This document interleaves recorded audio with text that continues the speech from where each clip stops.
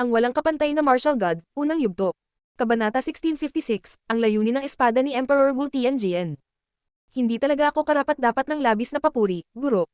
Sabi ni Lin Feng, nakangiti at tumatango. Pagkatapos, tumingin siya sa isa na pumangalawa at nagtanong. Kamahalan, gusto mo bang subukan? Sumulyap ang binata kay Lin Feng at lumapit sa kanya. Gagawin ko, gumamit lang si Lin Feng ng isang diskarte upang talunin si Lu Yao kahit na ginagawa itong madali. Gayunpaman, naglabas siya ng napakaraming enerhiya ng sabay-sabay, na alam niyang hindi ganoon kadaling gawin, kaya gustong makita ng pangalawang pwesto kung gaano talaga kalakas si Lin Feng. Dumudugo pa rin si Lu Yao, at lahat ay nakatingin sa kanya ng nakakainsulto. Ikalima na siya at nawalan pa siya ng braso. Ang binata na may hawak na espadang bakal ay biglang naglabas ng puwersa na umakyat sa langit, mabilis na naging mapang-api ang kanyang lakas. Slash! Ang yugto ng labanan ay agad na naputol habang ang binata na may hawak na bakal na espada ay tumakbo patungo kay Lin Feng, may mga markang lumilitaw sa paligid ng kanyang bakal na espada. Pagkatapos ay bigla siyang tumalon sa hangin, bumagsak na parang bundok kay Lin Feng. Naiintindihan din niya ang Earth Abstruse Energy. Nakita ko, isip ni Lin Feng. Itinaas niya ang kanyang mga kamay habang ginagawang espada ang Earth Energies. Tumalon siya sa unahan, at sabay na lumitaw ang isang dambuhalang espada. Bumangga ito sa bakal na espada, nag-iwan ng pamamanhid ni Lin Feng. Itinaas muli ng binata ang kanyang bakal na espada at ilang beses pang umatake, sa bawat pagkakataon na iniiwan si Lin Feng na may pakiramdam na may bumabagsak na bundok sa kanya. Gaano kalakas? Naisip ng karamihan. Ang Sword King Scriptures ay ilan sa mga pinakamakapangyarihang kasulatan sa Sword Mountain, at personal na ipinadala ito ng pinuno sa kanyang mga disipulo. Ang pinuno ay hindi mabibigo sa kanyang alagad ngayon. Sabi ng matanda, ang mga pag-ataking iyon ay parang mga pag-atake ni Yuan Fei, ngunit mas malakas. Isa pa, mahirap silang iwasan dahil sa kanilang pagiging mapang-api. Isip ni Lin Feng. Itinaas ni Lin Feng ang kanyang ulo, at ang kanyang layunin sa espada ay tila nagbago, mukhang mas matigas at mas matalas. Naging ilaw siya habang gumagalaw kasabay ng hangin. Sa pagkakataong ito ginamit niya ang kanyang Wind and Thunder attack. Nirvana Sanya Destruction at ang kanyang Desolate Shana. Ang bakal na espada ay itinulak pabalik, at isang napakalaking butas ang lumitaw sa kanyang lakas. Bayan Paman, mula sa butas na iyon, isang bagong espada ang lumitaw na may hangin at bakal na enerhiya na pinagsama-sama. Gamit ang espadang iyon, isang nakasisilaw na liwanag ang lumitaw sa harap ni Lin Feng. Nakakatakot na lakas, Earth Abstruse Energy, ngunit ito ay halos Cosmic Energy. Mayroon ding isang uri ng espadang Haring si Qi. Gaano nakakatakot? Naisip ni Lin Feng habang siya mismo ang nag-condense ng mas maraming sword intent. Ayaw niyang harapin ang pag-atake ng direkta, kung makikita lamang niya kung kaya niya. Isang napakalaking itim na espada ang lumitaw, na tila isang demonyong bundok nang bumagsak ito. Habang nagsasalpukan ang kanilang mga pag-atake, mahirap para sa mga manunood na isipin na ang labanan ay sa pagitan lamang ng mga Zone Cultivator. Ang binata na may espadang bakal ay itinulak ng mas mataas sa hangin habang si Lin Feng ay itinulak pababa, na bumagsak sa lupa. Pareho silang naparalisa sa palitan. Ang lalaking nakikipaglaban kay Lin Feng ay tumingin sa kanya at nagsabi, "Ang iyong mga diskarte sa espada ay mahusay dahil alam mo ang napakaraming uri ng enerhiya. Hindi kita matatalo, ngunit masasabi ko pa rin na may ilang maliliit na problema sa iyong mga diskarte sa espada, dahil hindi sapat ang mga ito. Walang sword technique ang perpekto, at kinikilala ko na ang aking mga diskarte ay may maraming mga bahid. Salamat sa iyong payo. Kahit natalo ka, kaya mong ipagmalaki." Sabi ni Lin Feng. Hindi talaga alam ni Lin Feng kung paano lumikha ng pinakamalakas na pag-atake, kahit na alam niya ang napakaraming bagay. "Alam ko ang ibig mong sabihin. Hindi katulad ng karamihan sa mga tao. Hindi ako kasing talino mo, kaya kailangan kong mag-aral ng mabuti. Lahat ng ito ay isinasaalang-alang, masaya akong lumaban sa iyo." Sabi ng binata. Tapos, naglakad na siya palayo. "Masaya rin ako, salamat." Nakangiting sabi ni Lin Feng. Pagkatapos, may ibang taong lumapag sa harap ni Lin Feng na nakasuot ng helmet na pinalamutian ng mga balahibo. Mukhang gusto din lumaban ng champion. Naisip ng karamihan. Tumiti ng walang pakialam ang matanda. Gaano man kalakas si Lin Feng, palaging determinado ang mga cultivator ng espada. "Sana makapagpalitan tayo ng ating mga pananaw sa paglilinang." Sabi ng binata na may helmet. Hawak niya ang isang maapoy na espada na hindi isang imperial na sandata. Hindi sila gumamit ng mga sandatang imperial sa panahon ng kanilang mga labanan dahil ito ay magiging walang kabuluhan. Kahit na ang mga armas ng imperial ay maaaring makatulong sa isang cultivator na maging mas malakas, ito ay isang pagsubok ng personal na kasanayan. Noong una, gusto ni Lin Feng na labanan ang binata na may espadang bakal dahil gusto niyang makita itong gumamit ng diskarte ni Emperor Taijian ng malapitan, ngunit bakit hindi kalabanan din ang kampyon ng paligsahan? "Ilabas mo ang iyong espada." Sabi ni Lin Feng sa mahinahong paraan. Tumanggo ang binata, pagkatapos ay ang lakas ng kanyang espada ay bumagsak sa kalangitan. Sa isang iglap, 9 na araw ang lumitaw sa kalangitan, na nagbibigay liwanag sa lugar. At ubiling ipinikit ni Lin Feng ang kanyang mga mata sa ilalim ng tumatagos na liwanag na iyon. Isang nakakatakot na apoy ang biglang lumitaw sa harap ni Lin Feng, na nagbigay sa kanya ng impresyon na siya ay nasa panganib. Hindi niya namamalayan na nanginginig bago gumalaw na parang hangin. Pagpatay ng 9 na araw. Gumalaw din ang binata, pinalalapit ang 9 na araw sa isang dambuhalang dragon na apoy. Pahinga. Ipinikit ni Lin Feng ang kanyang mga mata, pagkatapos ay lumitaw ang isang death sword sa kanyang kamay. Nagsagupaan ang espada at ang dragon. Gayunpaman, lumapag ang binata sa harap ni Lin Feng. Ang mga daliri ni Lin Feng ay naging matalas na espada habang ang 9 na araw ay muling lumitaw, tulad ng dati. Nine Suns Laceration. Sabi ng binata. Sa pagkakataong ito ang 9 na araw ay naging matalas na nagninangas na espada. Desolate Explosion. Galit na sigaw ni Lin Feng. Siya condensed mapanirang enerhiya sa oras na ito. Nine Suns Shield. Sabi ng binata. Siya ay nawala at muling nagpakita sa harap ni Lin Feng. Ang kanyang mga espada ay gumagalaw pa rin patungo kay Lin Feng ng buong bilis. Atake. Tumigil si Lin Feng sa paggamit ng kanyang tunay na espada, at ibinuhos ang kanyang lakas sa kanyang mga kamay, na naging mga espada, at pagkatapos ay sumunod ang kanyang buong katawan. Naramdaman ng Elder mula sa Sword Mountain ang Qini Wutian sa lakas ni Lin Feng. Ang walang kapantay na martial god, unang yugto. Kabanata 1657, Wutian Jian. Talagang kamukha niya talaga ang sword technique niya. Naisip ng matanda. Hindi lang siya ang nakakilala nito. Marami pang matandang cultivator mula sa Sword Mountain ang nagulat sa sword intent ni Lin Feng. Gayunpaman, tumagal lamang ito ng ilang segundo. Sa kaunting pagsisikap, patuloy na pinigilan ni Lin Feng ang kanyang kalaban. Maya-maya, nagtagal ang labanan hanggang sa biglang umatras ang binata. Alam niyang talo na siya. Para kang espada, at least parang isa ka. Hindi kita matatalo. Sabi ng binata na nakangiti ng pilit. Sinubukan niyang gumamit ng malalakas at paputok na pag-atake para makuha ang kanyang sarili ng maagang tagumpay, ngunit nang hindi iyon gumana, mabilis siyang naubos. Hindi naman mahina ang mga atake ng espada ko. Sabi ng binata. Tumanggo si Lin Feng. Sa tingin ko, ang iyong mga diskarte sa espada ay perfect. Kahit ano paman, sa palagay ko ay hindi ka matatalo ng mga Zone Cultivator, ang mga emperador lamang ang maaaring magbanta sa iyo. Mahinahong sabi ng binata. Lin Feng. Sabi ng matanda sa sandaling iyon, napalingon si Lin Feng. Ang iyong mga diskarte sa espada ay hindi ka panipaniwala, kaya malamang na mayroon kang isang guro na nagturo sa iyo ng pagtatanim ng espada, tama ba? Tanong ng matanda. Balang araw, sinabi sa akin ng isang malakas na cultivator ng espada na dapat kong unawain ang mga espada sa aking sarili, kaya gumugol ako ng ilang taon sa pag-aaral ng mga ito. Paliwanag ni Lin Feng, hindi nagsasalita ng buong katotohanan. Ilang sandali bago, siya ay naging pabaya at pinakawalan ng ilan sa layunin ng espada ni Emperor Wu Tianjian. Dahil hindi pa rin niya alam kung bakit nakipag-away si Emperor Wu Tianjian sa pinakamalakas na cultivator ng Sword Mountain noong mga nakaraang taon, kailangan niyang mag-ingat sa kanyang sinabi. Oh. Kahanga-hanga, kung maaari, gusto namin siyang makilala. Nakangiting sabi ng matanda. Nakilala ko siya sa isang maliit na mundo nang hindi sinasadya. Sabi ni Lin Feng.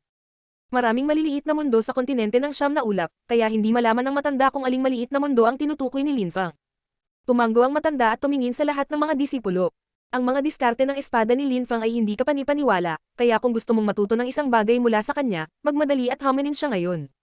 Walang sumagot, natalo na sa kanya ang una at pangalawang alagad ng patimpalak, kaya alam nilang hindi nila siya matatalo.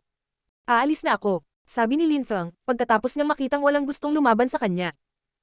Lumipad siya pabalik kay Rooexi. May ilan pang mga tagalabas na naroon, ngunit hindi nila nakuha ang atensyon ng lahat tulad ni Lin Feng. Pagkatapos ng mga laban ni Lin Feng, mayroon pa bang mas kawili-wili? Pagkatapos ng paligsahan, bumalik sina Lin Feng at Rooexi sa Sword Mountain, nagpapahinga sa ibabaw ng ilang manipis na bangin at nag-uunahang mga bato. Tumiti si Rooexi kay Lin Feng. Ang pinuno ng Sword Mountain, si Emperor Taijian, ay madalas na nag-practice dito noong araw. Kung tumutok ka, mararamdaman mo ang kanyang sword energies. Tumiti si Lin Feng kay Rooexi, na tila nagkakaintindihan. Tumalon si Lin Feng sa hangin sa itaas ng lambak, tumaas ang enerhiya ng espada kasama niya. Bagamat napakatanda na nito, hindi pa rin ito nakakalat. Bukod sa sword intent ni Emperor Taijian, mayroon ding Monarchic sword intent. Isip ni Lin Feng, nararamdaman ang mga enerhiya sa paligid niya. Ang mga sinaunang kasulatan ni Emperor Taijian ay tinawag na Sword King Scriptures para sa isang dahilan. Pagkaraan ng maikling panahon, bumalik si Lin Feng sa tuktok ng bangin at ngumiti kay Rooexi. Mayroon bang iba pang uri ng layunin ng espada na iniwan ng iba pang malalakas na cultivator? Ito ang Sword Mountain, kaya syempre maraming bagay ang naiwan ng ilang mga ninuno. Sabi ni Rooexi. Dinala niya si Lin Feng sa ibang lugar kung saan napapalibutan sila ng mga bundok, bawat isa ay may iba't ibang uri ng enerhiya. Kahit na nakatayo sa malayo, mararamdaman ng isa ang mapang-ipang lakas mula sa milyon-milyong espada. Maraming mga ninuno ang pumunta dito upang magsanay ng pagtatanim ng espada at iniwan ang kanilang mga layunin sa espada. Sa paglipas ng panahon, mas naging magulo. Sabi ni Rooexi na tumatawa. Naunawaan ni Lin Fang ang ibig sabihin nito, kung ang isang cultivator ay magtiyaga at nanatili roon upang magsanay ng pagtatanim ng espada, kung gayon maaari itong magkaroon ng malaking kahihinatnan. Diretso ang pagsisid ni Lin Fang sa magulong sword intent, na agad na nakaramdam ng pag-atake ng milyon-milyong espada. Heavy sword intent, sharp sword intent, death sword intent, ang sword intent ni Lin Fang ay gumagalaw din sa paligid. Ipinikit ni Lin Fang ang kanyang mga mata at mahinahong naramdaman ng enerhiya. Tumingin si Roo Exi kay Lin Fang at ngumiti habang iniisip kung paano mukhang espada si Lin Fang. Makalipas ang 10 araw, umalis na silang dalawa. Sa paanan ng Sword Mountain, lumingon si Lin Fang at ngumiti kay Roo Exi. Hindi mo na ako kailangang paalisin. Kung may oras ako, babalik ako sa Sword Mountain para makita ka. Umiling si Roo Exi at sinabing, ang kontinente ng Siyam na Ulap ay puno ng malalakas na cultivator, kaya hindi natin alam kung ano ang mangyayari. Aalis din ako kaagad at magsasanay sa labas, dahil kailangan kong harapin ang mga panganib para lumakas. Kung mananatili ako sa Sword Mountain sa lahat ng oras, mabubulok lang ako dito, at hinding-hindi ako magiging isang mahusay na emperador. Tumanggo si Lin Fang, lubos niyang naiintindihan.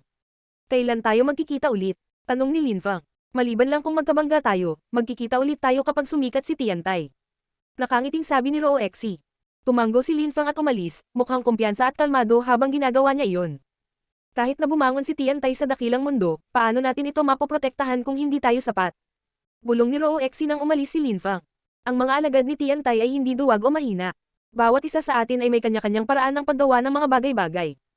Biglang nagsimulang gumalaw si Lin Fang sa hindi kapanipaniwalang bilis, isang sonic boom ang tumunog habang siya ay bumibilis. Ang sword intent ni Lin Fang ay patuloy na nagbabago habang siya ay gumagalaw. Isang Earth Sword, Immortal Sword, Ice Cold Death Sword. 10 iba't ibang uri ng sword intent ang dumadaloy sa hangin. Kasabay nito, sinundan siya ng isang ulap ng demonyong chi habang ang kanyang espada at mga enerhiya ng demonyo ay nagsasama. Ang lakas ng espada ni Lin Fang ay patuloy na nagbabago habang sinusubukan niyang hanapin ang mga pinakamahusay na paraan upang pagsamahin ang mga ito. Apoy at demonyo, espadang apoy ng demonyo, lakas ng earth at demonyo, isang matigas at mabigat na espada. Sinubukan niya ang lahat. Gotcha. Sa wakas, tumigil si Lin Fang. Isang napakalaking kanyan ang nabuo sa ibaba niya habang nilalamon ng nakakatakot na matulis na enerhiya ng demonyo ang lugar. Arg! Galit na sigaw ni Lin Fang habang siya ay naging isang demonyong espada. Ang lakas ng espada at demonyo ay maaaring sirain ang langit. Hindi ako kayang talunin ng mundo. Sigaw ni Lin Fang habang nakataas ang kanyang mga kamay sa langit. Ang taybak na ito ay tinatawag na Wutian. Sabi ni Lin Fang, isang bagyo na puno ng mga demonyong enerhiya ang nabuo at umakyat sa langit. Ang walang kapantay na martial god, unang yugto. Kabanata 1658, pagsisiyasat tungkol kay Lin Fang. Bumalik sa Sword Mountain, ang matanda ay nakatayo ng mahinahon sa tuktok ng isang bundok. Napasulyap siya sa tuktok ng isa pang bundok at nakita niya ang isang malabong silweta. Anong gusto mo? Sabi ng isang walang pakialam na boses. Ang dakilang elder ay nakatayo roon ng ilang oras na. Guro, kanina sa paligsahan, nakita ko ang layunin ng espada ni Emperor Wu Tianjian. Sabi ng dakilang elder sa mahinang boses. Ang malabong silweta ay mukhang nagulat sa isang segundo. Sinong nandyan? Tanong ng malabong silweta. Lin Fang, siya ang kampyon ng paligsahan ng armas mula sa Goldfire Tower, kinokontrol niya ang maraming uri ng abstruse energies, at isa siyang cultivator sa pinakatuktok ng layer ng Zunchi na kayang pumatay ng mga emperador. Nagsasanay pa nga siya ng pagtatanim ng espada, na ginamit ang layunin ng espada ni Emperor Wu Tianjian. Sinabi niya na ang isang makapangyarihang cultivator ng espada ay nagturo sa kanya ng ilang bagay noon. Ipinaliwanag ng matanda ang lahat ng detalyado.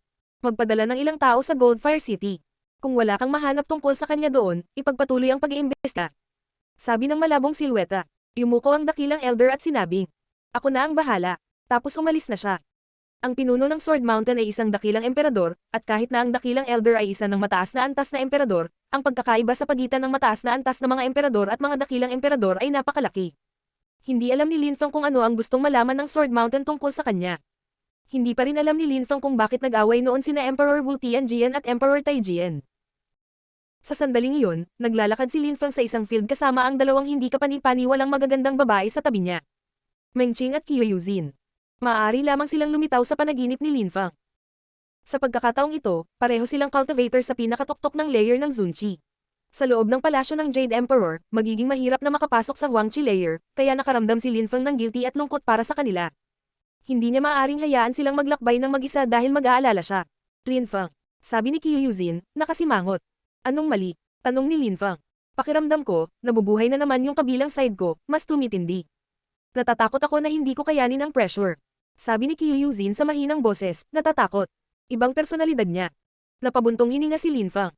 Hindi matulungan ni Lin Feng si Qiu Yuzin dito. Siya lang ang makakaasa sa sarili niya para malampasan ang personalidad na iyon. Kaya mo yan. Sabi ni Lin Feng, nakangiti sa malumanay na paraan habang hinahaplos ang kanyang mga kamay. Tumanggo si Qiu Yuzin at ngumiti pabalik. May village doon, magpahinga na tayo. Sabi ni Meng Qing, sabay turo sa isang nayon. Tumiti si Lin Feng, hindi siya makatanggi dahil hindi siya nagmamadali. Maraming maliliit na ilog at batis sa nayon. Ang mga tanawin ay maganda. Ang mga tao sa nayon ay medyo mahina, sino mang cultivator sa antas ng Tian o Zun ay itinuturing na napakalakas doon. Umupo sila sa tabi ng ilog at inilagay ang kanilang mga paa sa tubig, tinatamasa ang kapayapaan at katahimikan. Lin Feng, gusto ko ang lugar na ito. Nakangiting sabi ni Meng Qing. Laming-galing siya sa paligid, nakatingin sa mga bukirin, napansin ng maraming kabataan na nagsasanay sa paglilinang. Karamihan sa kanila ay mga Zuan-level cultivator na nag-aaral ng human at earth fusion, para makalusot sila sa Tianqi layer. Kung walang gamot at talento, mahirap mabuhay sa mundong ito. Dapat tayong magdusa ng husto upang maging mas malakas, na nangangahulugan ng pakikipaglaban sa mga digmaan at pagpatay ng maraming tao. Kahit na makapasok tayo sa layer ng Tianqi ng mas huli kaysa sa iba, hindi mahalaga dahil pagkatapos nito, mayroon din tayong oras upang makapasok sa layer ng Zunqi, at pagkatapos ay ang layer ng Huangqi. Ang mga tao ay hindi nagkukulang ng oras, kulang sila ng karanasan at layunin. Sabi ng isang malakas na cultivator sa mga kabataan. Tumiti si Lin Feng. Ang mga kabataang iyon ay mga 13 at 14. Sa edad na iyon, hindi gaanong alam ni Lin Feng ang tungkol sa cultivation, at ngayon ay isang hakbang na lang siya mula sa pagsira sa Huangqi layer. Nagtataka ako kung kumusta na sina Xiao Chen at Tiezu. Siguradong lumaki na ang sanggol. Isip ni Lin Feng, nakatingin sa maaraw na nayon. Naalala niya ang maliit na nayon sa maliit na mundo. Si Wu Xiang ay dapat na 9 na taong gulang na ngayon. Isip ni Lin Feng, siya ay mas bata kay Xiao Chen, ngunit si Wu Xiang ay 9 na. Gusto ko rin magkaroon ng anak. Nakangiting sabi ni Meng Qing. Hinawakan ni Lin Feng ang kanyang mga kamay at ngumiti. Hindi ka na nahihiya. Gusto kong magkaroon ng anak sa iyo at pagkatapos ay palakihin siya, pinapanood siyang lumaki. Sabi ni Meng Qing na namumula at niyakap si Lin Feng. Hinaplos ni Lin Feng ang likod niya, naantig siya ngunit alam niyang imposible ito hanggat hindi siya naging emperador. Hinawakan ni Qiu Yuzin ang braso ni Lin Feng at sinabi sa malumanay na boses. Lin Feng, bigyan mo kami ng mga damit at maskara, at pagkatapos ay mananatili kami sa iyo. Ha? Hinaplos ni Lin Feng ang kanyang ulo. Gusto niya talagang maglakbay kasama siya. Oo, sumasang-ayon ako. Sabi ni Meng Qing. Tumiti ng pilit si Lin Feng at sinabi. Sige, kaya ko yan. Pagkatapos ay napansin ng guro si Lin Feng. Hindi siya cultivator at may katabi siyang dalawang hindi kapani-paniwalang magagandang babae. Sa totoo lang, hindi niya makita ang cultivation ni Lin Feng, na nangangahulugang isang malakas na cultivator ang dumating sa kanilang village. Tara na, sabi ni Lin Feng, at pagkatapos ay nawala sila. Nagulat yung teacher, sobrang bilis na yun. Si Lin Feng at ang dalawang batang babae ay naglakbay sa mga bundok, lawa, maliliit na lungsod, at walang hangganang patag na lupain. Nakipaglaban din sila sa maraming tao. Bukod sa mga sikat na pangunahing lungsod, mayroon ding napakaraming mga karaniwang lungsod at nayon. Makalipas ang isang buwan, bumalik sila sa Goldfire City. Sa sandaling iyon, pabalik sa Sword Mountain, sa ipinagbabawal na tuktok, ang dakilang elder ay muling nakipagkita sa pinuno. Inimbestigahan niya si Lin Feng, at sa tuwing may nalaman siyang bago tungkol kay Lin Feng, nagulat siya. So, paano nangyari? Tanong ng pinuno. Tinuri ko si Mui mula sa Muklan sa Goldfire City, siya ang nagdala kay Lin Feng sa Goldfire City. Ginawa namin ng mga tao na makipag-chat sa kanya, makipag-usap tungkol sa kanyang nakaraan, at ilang iba pang mahahalagang bagay. Nalaman namin ang ilang bagay tungkol sa Everlasting Palace at ang ilan tungkol sa 9 na dakilang Celestial Castle. Ginawa rin namin ang ilang cultivator na pumunta sa Ziyang City at ang 9 na dakilang Celestial Castle para mag-imbestiga pa. Si Lin Feng ay mula sa isang maliit na mundo, at alam niya ang higit sa 10 iba't ibang uri ng abstruse energies. Nagpadala pa ako ng ilang mga tao sa kanyang maliit na mundo upang makita kung mayroong anumang bagay tungkol sa kanya doon. Ginawa ng dakilang elder ang lahat ng kanyang makakaya upang malaman ng higit pa tungkol kay Lin Feng. Hindi gaanong nagsalita si Mui tungkol kay Lin Feng, tungkol lang sa mga lugar na napuntahan nila. Ang walang kapantay na martial god, unang yugto. Kabanata 1659, Paggising. Bumalik sa Bahwang, pinalitan ng Wen clan ng Qi clan. Sa gitnang bahagi ng Bahwang, ang Wen clan ay napakatanyag, napakalakas kahit na. Sila ang pinakamalakas na grupo sa Bahwang. Bukod sa Wen clan, may isa pang grupo, isang grupo ng mga alchemist na umaangat sa loob ng ilang taon. Bahwang Jiu, alam mo na sila ay nabubuhay sa isang maliit na mundo. Maraming tao ang nag-usisa tungkol sa mahusay na mundo, lalo na ang mga mahuhusay at natatanging kabataan. Gusto nilang makita kung ano ang hitsura nito, ngunit sa parehong oras, alam nilang hindi sila makakapunta dahil mahina pa rin sila. Sa sandaling iyon, sa gitnang bahagi ng Bahwang, may ilang taong nag-iimbestiga tungkol sa nakaraan ng lalawigan, kabilang ang pagtatanim ng espada ni Lin Feng. Si Linfang ay sikat sa mundong iyon, kaya alam ng lahat ang tungkol sa kanya. Tungkol sa malakas na cultivator ng espada, si Janjay may isa na nagbanta sa mensahero mula sa Celestial Palace of Punishing Thunders. Akala ng lahat ay siya si Emperor Wu Tianjian. Ngayon, hindi na lumalaban ang mga emperador pagkatapos nilang umalis kasama ang mga henyo ng probinsya. Nasa maliit na mundo tayo, kaya siguro ayaw na nilang bumalik. May nangatwiran. Bumalik sa Sword City, ang Janjay naging mas malaki at mas mahalaga. Maging ang Wen clan at ang pavilion ng Monarchic Alchemists ay hindi nang ahas na saktan ng Janj. Sa sandaling iyon, isang nasa katanghaliang gulang na lalaki ang dumating sa labas ng teritoryo ng Janj. Mayroon siyang mahaba, mukhang ordinaryong espada na nakapatong sa kanyang likod, ngunit ang kanyang espada na si Chi ay nakakatakot. Sino ka? Malamig na tanong ng dalawang guard. Narinig ko na ang Janj ay isang lugar para sa mga cultivator ng espada. 40 taon na akong nagsasanay ng sword cultivation, kaya gusto kong makita ang mga cultivator mula sa Janj. Sabi ng medyo may edad na lalaki. Bigla siyang naglabas ng isang nakakatakot na espada na si Chi na sumipol ng mabangis. Bahagyang namutla ang mukha ng dalawang gwardya matapos niyang bitawan ang kanyang espada na si Chi. Tibak ng kulog. Sabi ng medyo may edad na lalaki na nakasuot ng koton na damit. Naglalabas siya ng Thunder Sword energies. Pagkaraan ng maikling panahon, lumitaw sa abot tanaw ang mga tao sa isang dambuhalang espada. Jian mo at ang iba pa. Sino ka, kamahalin? Tanong ni Jian, nakasimangot si Mo. Nakakatakot ang sword intent ng taong iyon. Napakahina mo, masyadong mahina. Tinatawag mo itong isang banal na lugar para sa mga cultivator ng espada.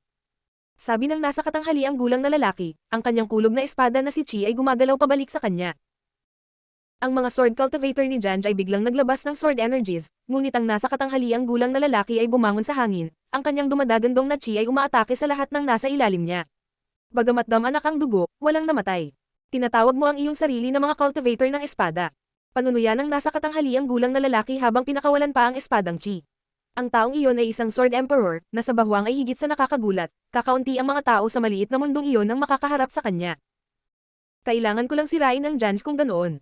Isa kang kahihiyan para sa mga cultivator ng espada. Sabi ng nasa katanghaliang gulang na lalaki, binunot ang kanyang espada. Walang sino man ang makaiwas sa pag-atake na iyon, tila, sila ay napahamak. Asar. Sigaw ng isang tao sa pagkakataong iyon. Ang nasa katanghaliang gulang na lalaki ay tumingin sa napakalaking espada at sinabi. May isang napakalakas na cultivator ng espada dito, ngunit ayaw niyang lumabas. Biglang tumaas ang lakas ng espada sa kalangitan, na ikinagulat ng nasa katanghaliang gulang na lalaki. Guro, maaari mo ba akong turuan ng pagtatanim ng espada? Tanong ng medyo may edad na lalaki. Kung personal akong magpakita, kailangan kitang patayin, kaya asar ka lang. Sabi ng boses. Nakakatakot ang itsura ng nasa katanghaliang gulang na lalaki. Yumuko siya sa harap ng dambuhalang espada at sinabing, naistorbo kita, kaya aalis na ako. Pagkatapos ay umalis ang medyo may edad na lalaki. Sa sandaling iyon, sa labas ng sword grave, may isang matandang lalaki na nakasandal sa dingding. Ang espada ni Emperor Wu Tianjian ay lumulutang sa kanyang harapan. Iniunat niya ang kanyang kamay at hinawakan ang espada, pagkatapos ay bamulong siya. Kahit ako ay nasa maliit na mundo, may mga taong naghahanap pa rin sa akin. Sino ang malakas na magsasaka ng espada na pumunta sa bahwang? Siya ay dumating lamang upang makita si Emperor Wu Tianjian. Malinaw ang dahilan, nakapunta na si Linfang sa Sword Mountain, kung hindi, walang Sword Emperor ang makakaalam na pupunta sa Janj. Sa Zuyu, sa maliit na mundo ni Empress Shi kung saan nakatira si Duan Xinye, pinapanood ni na Yu Minghe at Liu Fei si Duan Xinye na nagsasanay sa paglilinang. Liu Fei, si Xinye ay nagiging mas malakas at mas malakas sa bawat araw. Liu Ming sinabi niya kay Liu Fei gamit ang telepathy. Talagang malaki ang pinagbago niya. Ang bilis niyang mag-improve. Sabi ni Liu Fei, kahit nakasmut siya. May kakaibang pinagdadaanan si Xinye kung saan naging estranghero siya, kung minsan ay nagtataglay ng kanyang lumang personalidad. Siguro dahil matagal nang hindi bumabalik si Little Fang. Mungkahi ni Yu Minghe, gumagamit pa rin ng telepathy. Parang hindi naman. Hindi ko akalain na magiging ganoon siya kung matutulungan niya ito. Sabi ni Liu Fei, nakasimangot pa rin. Lumipas ang 7 taon, at ganoon pa rin siya, mas mature lang ng kaon. Ngunit si Duan Xinye ay hindi kasing banayad ng nakaraan, siya ay mas malamig na parang ice skin. Pagkalipas ng maraming taon, kailan babalik si Little Linfang? Bulong ni Yu Minghe. Sa kabutihang palad, mayroon siyang wusyang, kung hindi ay mamimiss niya ng sobra si Linfang. Inay, ang pagpasok sa Huangqi layer ay napakahirap. Babalik si Linfang pagkatapos masira ang Huangqi layer. Sabi ni Liu Fei, nakangiti ng malumanay. Gayunpaman, sa sandaling iyon, biglang binuksan ni Duan Xinye ang kanyang mga mata. Magulo ang buhok niya, malamig at malayo ang tingin niya. Nang imulat niya ang mga mata dito ay umalis na siya. Xinye, sigaw ni Yu Minghe. Gayunpaman, hindi siya pinansin ni Duan Xinye at nawala sa abot tanaw. Si Duan Xinye ay naging mas malakas kaysa kay Yu Minghe, kaya hindi na niya ito naabutan. Bumalik sa dakilang mundo, sa Goldfire City, biglang nagsimulang manginig si Qiu Yuzin habang naglalabas siya ng mga volume ng kawalang-awang chi. Yuzin. Sabi ni Lin Feng, niyakap siya ng mahigpit. Ngunit kahit na niyakap siya nito, nanginginig pa rin si Qiu Yuzin at hindi humiwalay ang kanyang cruel chi. Patuloy niyang itinulak si Lin Feng sa isang pagpupumiglas, ngunit pagkaraan ng maikling panahon, siya ay bumalik sa kanyang katinuan at ang kanyang kawalang habag na chi ay unti-unting nawala. Yuzin, anong problema? Tanong ni Meng Qing, mukhang nag-aalala siya. Si Qiu Yuzin ay mukhang takot na takot habang nakatingin kina Lin Feng at Meng Qing at sinabi. Nagising siya. Sino? Tanong ni Meng Qing. Sino ang nagising? Nagsimulang tumibok ang puso ni Lin Feng. Nagising siya. Libu-libong taon na ang nakalipas, hindi pa siya namatay. Ang walang kapantay na martial god, unang yugto. Kabanata 1660, pag-alis kay Lin Feng. Sa Sword Mountain, muling pumunta ang dakilang elder sa ipinagbabawal na rurok. Maliwanag na ba ngayon? Tanong ng malabong silhouette. Oo nga, siya talaga. Nagtago siya sa isang maliit na mundo. Sabi ng dakilang matanda. Pagkatapos ng maraming taon, muli nila siyang natagpuan. Swoosh. Nagsimulang tumunog at sumipol ang bakal na espada ni Emperor Taijian. Reader. Sabi ng dakilang elder, yumuko sa harap ni Emperor Taijian. Kasama ko kayong alagad, kaya dapat mas alam mo ang kwento kaysa sa iba. Kailangan kong pumunta ng personal. Sabi ni Emperor Taijian. Talagang ang natalo niya ang taong iyon, ngunit sa mahabang panahon, malamang na nakabawi na siya. Matalino ka, brother. Kahit na ang pinuno ng Sword Mountain ay kapwa niya disipulo, isa rin siyang dakilang emperador. Ano ang link sa pagitan niya at Lin Feng? Tanong ni Emperor Taijian. Si Lin Feng ay ang young master ng Janj, kung saan siya nakatira. Siguro natanggap niya ang mga turo ni Emperor Wu Tianjian doon. Sa maliit na mundong iyon, sikat na sikat si Lin Feng, at kilala siya ng lahat. Sabi ng dakilang matanda, sinusubukan niyang isipin kung ano ang gagawin kay Lin Feng. Siya ay isang henyo ngunit nakakagulat, siya rin ay inapon ni Wu Tianjian. Brother, si Lin Feng ay may kapwa-disipulo mula sa maliit na mundo na isang disipulo dito sa ating Sword Mountain. Ang pangalan niya ay Rou Exi at siya ay napakatalino, isa sa pinakasikat na kabataan mula sa Sword Mountain. Naiintindihan na niya ang cosmic energies, at ang kanyang decay abstruse energy ay nasa pinakamataas na antas. Malamang na mauunawaan niya ang pagkabulok ng cosmic energy sa lalong madaling panahon. Sabi ng dakilang elder ng Sword Mountain. Siya rin ba ang kaapu-apuhan niya? Tanong ni Emperor Taijian. Magagawa na ni Lin Feng na pumatay ng mga emperador at si Rou Exi ay napakatalino, maaari ba silang pareho ng kanyang disipulo? Hindi, si Rou Exi at Lin Feng ay nagmula sa Tiantai, isang maliit na grupo ng influence. Walang kinalaman si Rou Exi kay Wu Tianjian. Tumanggo si Emperor Taijian at sinabing, alam ko ang ibig mong sabihin. Si Rou Exi ay sumali sa Sword Mountain, kaya itaas siya ng maayos. Gayunpaman, dahil si Lin Feng ay kanyang inapo, dapat nating alisin siya. Natanggap na rin ni Lin Feng ang mga turo ng Everlasting Celestial Emperor, hinahanap siya ng Everlasting Palace habang nagsasalita kami. Haharapin nila si Lin Feng hindi dahil nakabalik na siya sa Goldfire Tower. Sabi ng dakilang matanda, mag-isip ng solusyon at humanap ng gabay.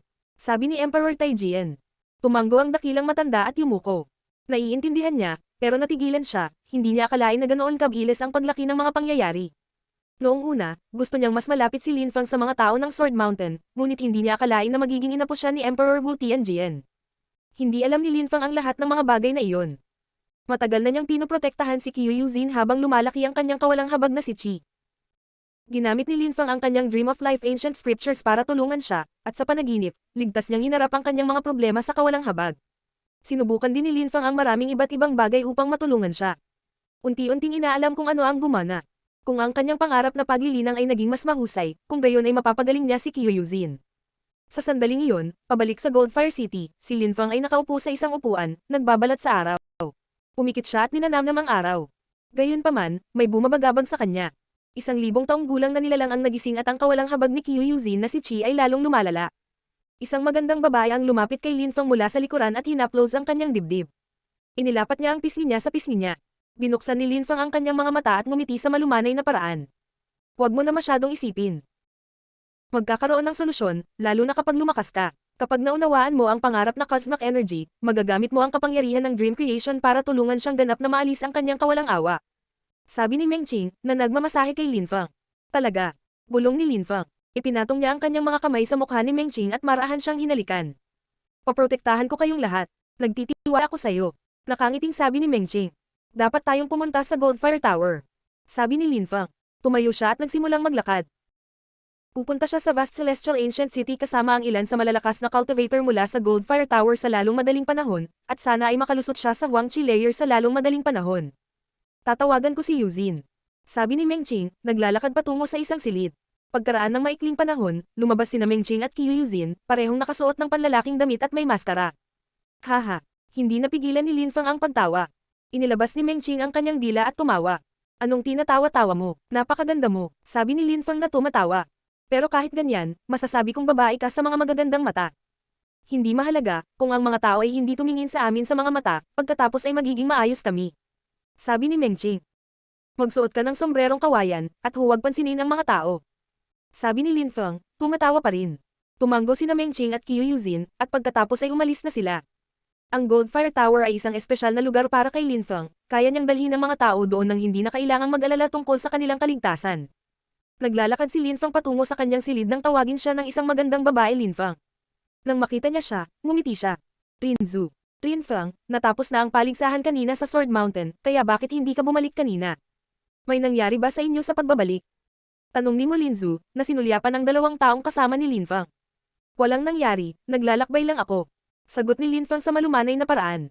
Hindi malayo sa kanya ang tinitirhan ni Mo Linzu, kaya nahulaan ni Linfang na siya ay naghihintay sa kanya sa buong panahon. Oh, tumango si Mo Linzu. Hindi niya alam kung ano ang sasabihin, malungkot siya simula nang umalis siya. Noon, kapag sila ay gumagawa ng mga armas, siya ay palaging nakaka-relax, ngunit ngayon ay hindi niya alam kung ano ang sasabihin at parang tanga. Sino sila? Tanong ni Mo Linzu, nakatingin kina Mengqing at Qiu Yuzin. Aking mga kaibigan. Nakangiting sabi ni Linfang. Nga pala, narinig ko na pupunta ka sa malapad na Celestial Ancient City kasama ang ilang malalakas na cultivator mula sa Goldfire Tower. Sasama din ako, sabi ni Mo Linzu, nakangiting may pagmamalaki. Tumiti ng pilit si Linfang, lalo na nang maalala niya ang 2 magagandang babae sa likod niya.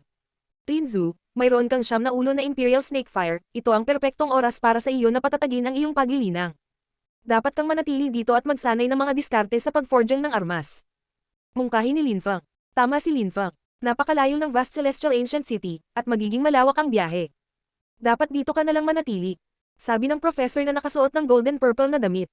Pero gusto kong pumunta. Sabi ni Mo Linzu. Galit na tiningnan ni Mengqing si Linfang, pinalungkot na naman niya ang isang babae.